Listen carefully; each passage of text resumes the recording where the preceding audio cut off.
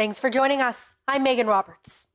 We begin tonight in Nunavik, where Quebec's health minister says he is not declaring a public health emergency in the province's north. Earlier this week, Nunavik's 14 mayors called on the province to do just that because of multiple outbreaks of tuberculosis. And as Samuel Watt reports, some experts agree. Nunavik is on track to set a record high of tuberculosis cases this year. If you take Nunavik separately from the rest of the country, we have rates that are comparable to the countries with the most TB. Nearly half the region's villages are battling outbreaks. On Monday, Nunavik's 14 mayors called on Quebec to declare tuberculosis a public health emergency. Cholokov says the disease, while curable, can kill if left untreated, and he worries that cases will grow if nothing changes. When I hear of people calling for a public health emergency, I hear a cry for help. I think the mayors have raised a very legitimate demand. Treating tuberculosis isn't complex. According to Faz Emmett Khan, the respirologist has worked with Nunavik's health services for more than a decade. For him, it's all about resources, more staff, more laboratory space, and X-ray machines. In some communities, people have to fly just to get an X-ray to get diagnosed for TB. And for McGill University's Natasha MacDonald, Nunavik struggles with tuberculosis as a result of decades of underinvestment in the region. Inuit and Nunavik have been ignored, have been left behind, have been left to die for decades. And this is unacceptable. It was unacceptable after the first TB case. It was unacceptable after the first death. It's unacceptable now. In a statement, Quebec's Health Minister Christian Dubé says they're following the advice of experts, but neither he nor his department have committed to declaring a public health emergency just yet. Samuel Watt, CBC News, Ealawit. There is a new bylaw in Ealawit. City Council passed an amendment that allows impounded dogs with city license tags to be killed 24 hours after their capture. As Mahnor Mubarak tells us, the controversial bylaw passed without public comment. Council chambers were packed with people on Tuesday. In the end, the council unanimously voted in favor of the decision. If a stray dog has a city license tag, they will be held for a minimum of 24 hours before they can be euthanized. That's down from the previous minimum holding period of 72 hours. Despite the crowd, there was no debate or comments from the public during the third and final reading of the bylaw. Marielle Jacent was at the meeting. She's a dog owner in Ealawit and says that 24 hours is not enough time for owners to collect their dogs. Her dog Lola went missing twice when she traveled to Toronto for medical purposes, and she says the bylaw changes give her anxiety. I can't even imagine Lola being taken away from me or died. I rescue her for a reason, and now her life is in jeopardy. No, that's horrible. She says the changes have been made without enough consultation from the community. Mayor Solomon Awa says that the bylaw amendments are important. You know, we receive a lot of complaints from the residents that the people being scared of the dogs and dogs being loose all the time, and we're not doing anything about it. So that family likes to play outside, and little kids want to play outside. It is for the safety of the community. Awa says killing the dog would be a last resort option and that other options, including fostering, would be considered first. The proposed changes does allow extra holding time for dogs with city license tags captured after hours, such as on holidays or weekends. It also states that reasonable attempts to contact dog owners will be made if the dog has a city license tag. If the stray dog is found without a city license tag, they can be euthanized at any time. There's no set date yet as to when the amendments will take effect. Mahnor Mubarak, CBC News, Ealawit. High-volume sprinkler systems have been set up in Fort Smith NWT as a wildfire burns nearby. The Tulip Lake fire is over 140 square kilometers and about 28 kilometers east of the community. Residents say they're feeling mixed emotions. Carla Ulrich has that story.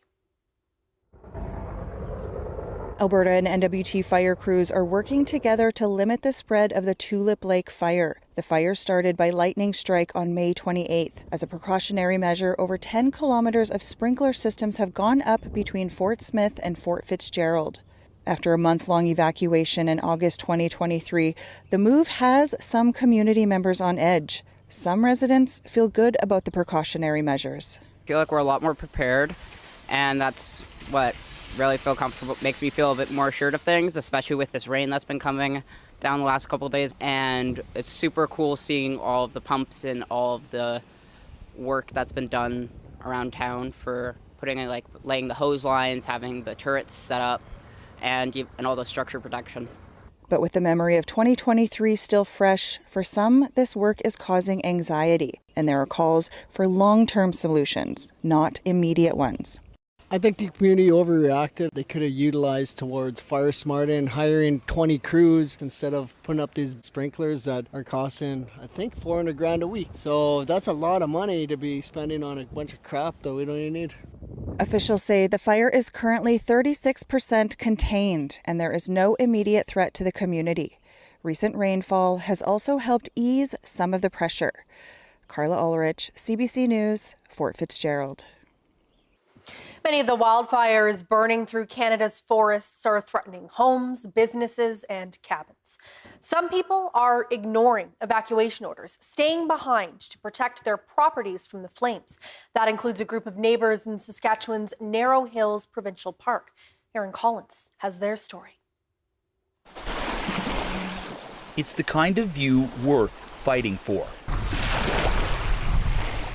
And at Lower Fishing Lake this spring, that's just what happened. Like many parts of northern Saskatchewan, this park under threat from fast-moving wildfires. On the ground, a group of locals staying behind, digging in to beat back the flames. When things got close to home here, it was all hands on deck to come here and save the cabin. We're still fighting here. It's right at Rangers Beach now. A handful of men fighting a wall of fire. Dad and I, and then 3 other cabin owners, Rick, Lenny, and Greg. The blaze just a stone's throw from their cabins, history repeating itself. This family fought a similar fire along the same road nearly 50 years ago. Grandpa's been gone for quite a few years, and Dad said, I feel okay, I feel Grandpa here. Like, he was with Dad fighting it in 77, and he said, Grandpa's helping us out too. There were losses in this firefight. A forest scorched, the local hall gone, but every cabin saved. A lot of people would probably ask you, why did you do this? Yeah, get that question a lot. I guess it's just for the decades and decades of memories that are in these places, all these cabins. It's like a family in here, I feel. Like it's, everybody's got each other's back, and if we weren't able to be here, I know that other people would have come up. The fire that came through here, just one of hundreds burning across Canada. There's places in northern Ontario, northern Alberta, northern BC, all burning right now. And you hear of all the other locals that are sticking around. So it's not just us. There's so many people right now that are fighting for their own houses and their own communities and forests. But for now, this fight is over. This place safe. Erin Collins, CBC News, Lower Fishing Lake, Saskatchewan.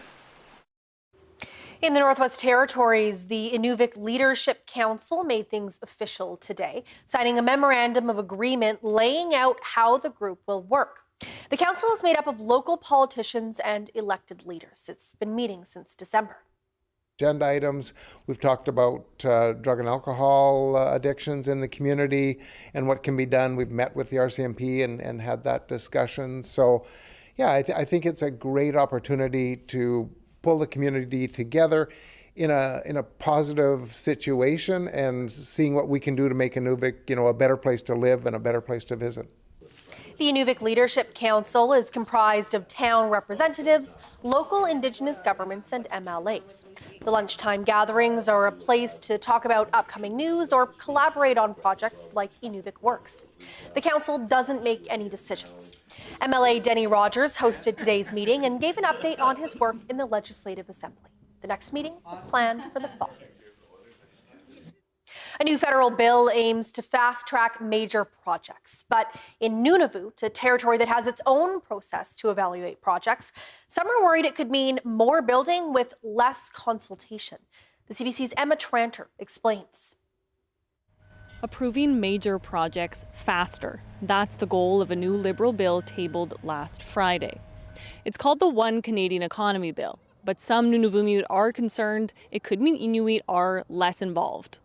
They cannot fast track anything without a robust system that ensures that First Nations, Inuit, and Métis do give our free, prior, and informed consent.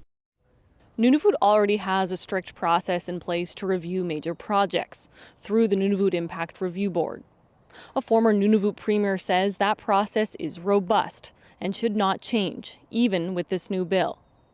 The agreement is constitutionally protected, and our rights are hard-earned, and it was a hard bargain that took a long time that just can't be overridden by any one person anywhere in this country. Nunavut's current premier thinks the bill could be good for the territory.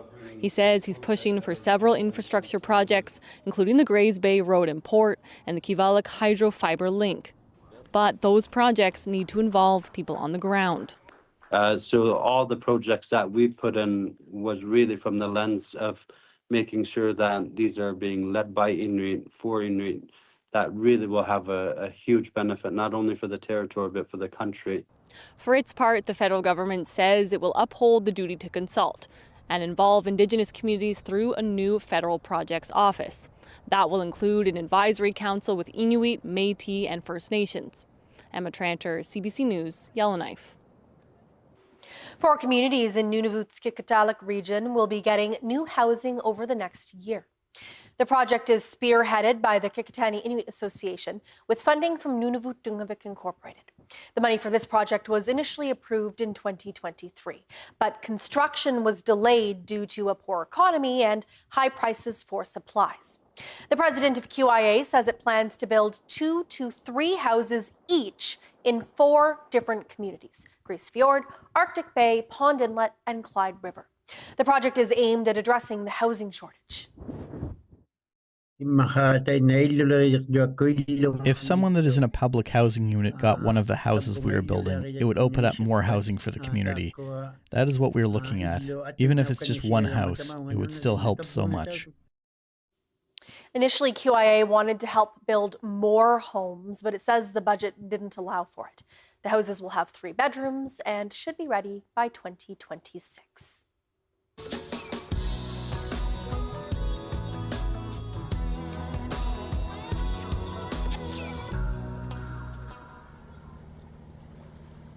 Three of 4 Clichon chiefs in the Northwest Territories are now women. The Clichon communities recently held elections. Doreen Arrowmaker was re-elected as chief in Gamati. Adeline Judas Football ran unopposed in Wekwati. And Betchakon elected its first female chief, Bertha Rebeska Zo. We spoke earlier about her new role and what she hopes to achieve. Thank you so much for being here with me. Thank you. Congratulations on your win. What went through your mind when the results came in? Well, we were waiting all evening and then till about 4 a.m. I would say. I don't remember what time, but it was the sun was starting to get light outside when we got the news, and it was just surreal. It's like your mind goes completely blank and you just don't realize what just happened. Yeah. Part of that overwhelming reality of what happened is that you're the first female chief of Betchakon. What does that mean to you? Well, it means a lot. I've never always considered the first female this, first female that, because when your capacity to lead is there, then you just do what needs to do. You just do what you need to do to get things done. And surround yourself with people that are willing to work with you. And so I've always been a team player and that, so, but it is very significant. I am the first Clichon woman lawyer, and so now this position is very, I guess, a momentous occasion for our nation, because the amount of young ladies I saw in the 3-4 weeks I've been campaigning, and especially on election day and yesterday, was so much that young mothers were bringing their daughters to me to shake my hand and give me hugs, and I think that spoke a lot. They weren't saying, congratulations and all that, you're a first woman lawyer, but to bring forth their daughters and to show them that yeah, we could do this. You mentioned that, it's all been so momentous and celebratory, which is the exact right time for it. But there is the task at hand. And I wonder what some of your goals are as chief-elect, and what you're hoping to achieve for the community. Well, it's so easy for us as leaders to say, I'm going to do this, I'm going to do that. And you put it on your pamphlets and say, I'm going to achieve all of these things. But what I have done, I've learned from previous when I ran in others, in other capacities, is that you need to talk to the people and sit with them and sit in their living rooms and in their kitchen and drink tea and have conversations with them about what are their concerns in the community. Bichiko is the largest Indigenous community in the Northwest Territories, and we have a population of over 2,000. And so that's a large number of people. And we do have a lot of social issues. And so people have been telling me over and over and over that drugs, addiction, mental health, and drug trafficking is our number one problem. It's affecting a lot of our youth and our young people so much. And even drug addicts in our community are telling me, we need help. And we're doing this because of, all different reasons. And so they're crying out for help.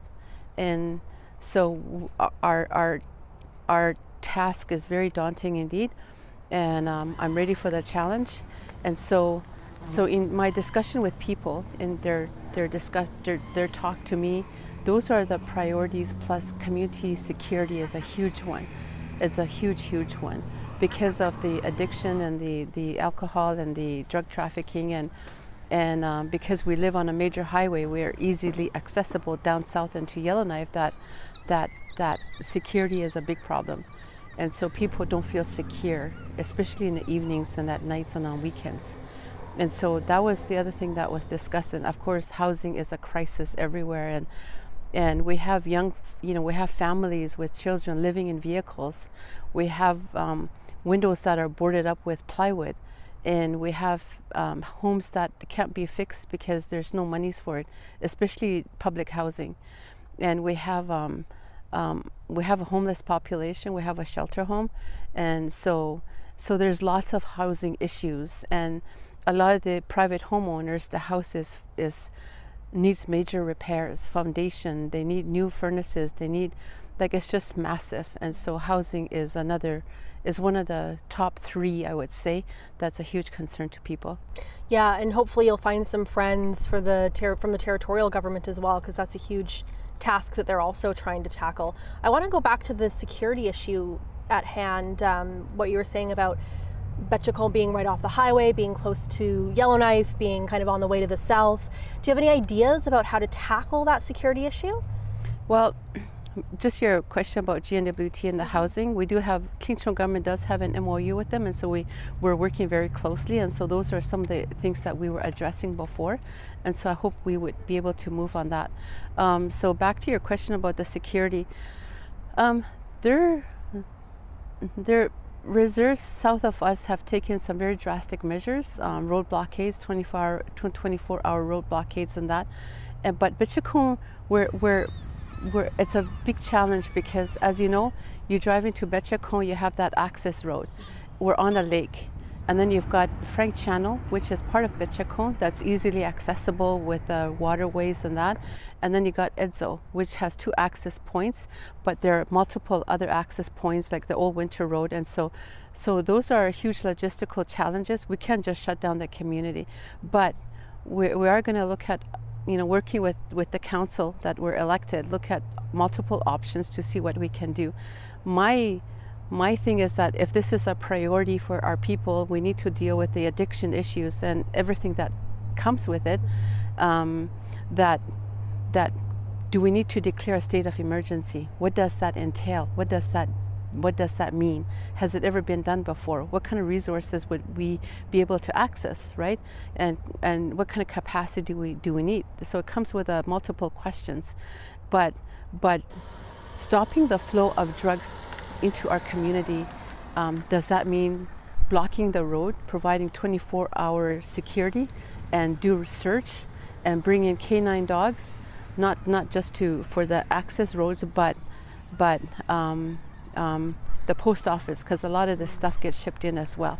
And so if it is a huge priority and we need to tackle it and deal with it, then is that what we're going to need to do? And what does that mean in terms of resources?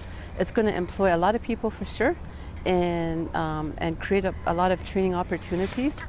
And if it means putting drug dealers on notice that Bichiko is going to be off limits, and then so be it. You know, I've heard of stories where you have drug dealers living in communities, in homes of people, selling this stuff. And so we need to stop that immediately, for sure. Okay. Chief-elect, thank you so much for your time today. I really, really appreciate it. And congratulations. Thank you. Merci. Merci. In Nunavut, Rankin Inlet's Pularvik Kablu Friendship Center is revitalizing traditional knowledge and making a springtime delicacy. The CBC's Noel Kalujak has more. It is springtime in Rankin Inlet and the best time of the year to make miku, dry meat from caribou. Staff from Pularvik Center are teaching participants to make caribou dry meat and bone marrow, skills that have been passed down from generation to generation. Diane Tiktak says it's been a life-changing experience. It is very beneficial for us. We have a healing circle, talk about our feelings with each other through healing by talking.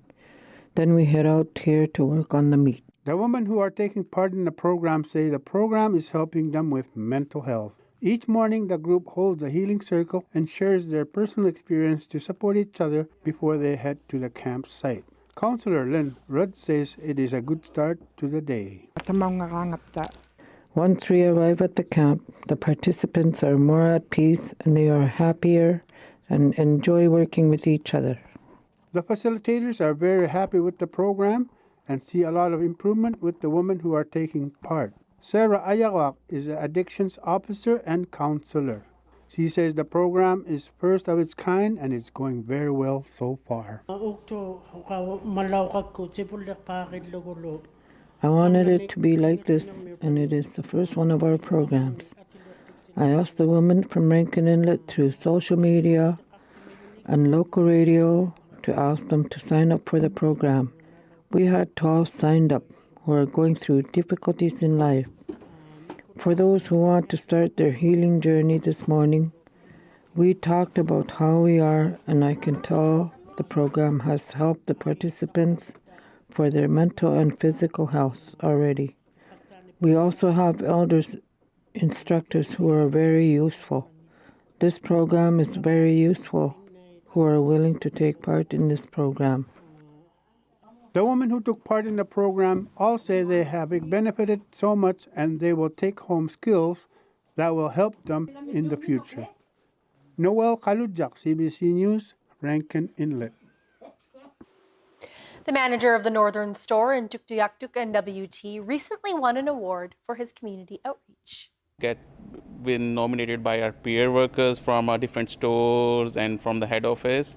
And it was really a big achievement for me, and I would really like to dedicate this award to the community I lived in and to the people I got a privilege to live with. Shubham Agarwal was given the President's Award for Community Support by the Northwest Company at its annual awards gala.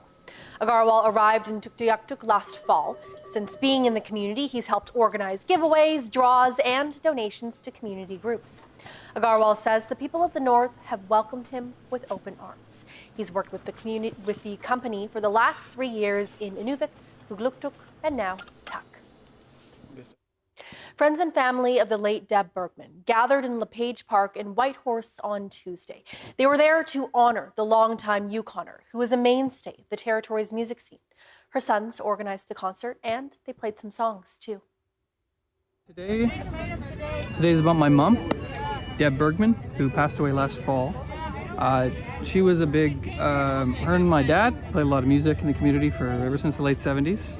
And we're celebrating her today by playing music together, because that's what they did for their whole life. That's what their whole connection and their marriage and their relationship was about. So yeah, everyone's gathering here in the Page Park to have a musical celebration of life for my mom. I don't know, it was last fall. It was kind of unexpected when she passed, and we were just in a bit of shock. And me and my brother came up last fall, and we kind of celebrated in our own way, but then we had so many people reaching out to us telling them we need something else. And we did a big thing for my father when my father passed almost 8 years ago. My dad would have liked that. My mom was not she wouldn't have liked the big thing, and so we were a bit unsure, but then so many people said that they did one for Steve Slade last summer when he passed, and this type of thing went really well. We figured we're gonna do it. We're gonna do this. Whether or not my mom would have wanted it, I think she'd be okay with this. I think she'd like it. Just give me one thing that I can hold on to. Leaving this living's just a hard way to go. Leaving this living's just a hard way to go. Thank you.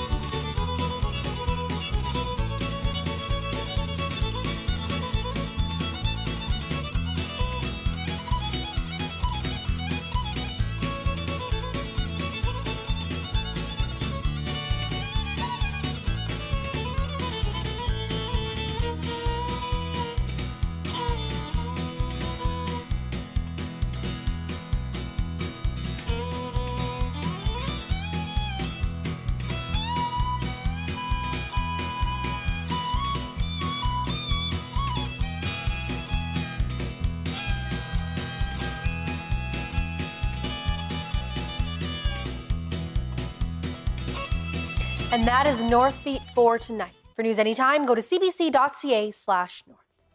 Thank you for watching. I'm Megan Roberts. Have a good night.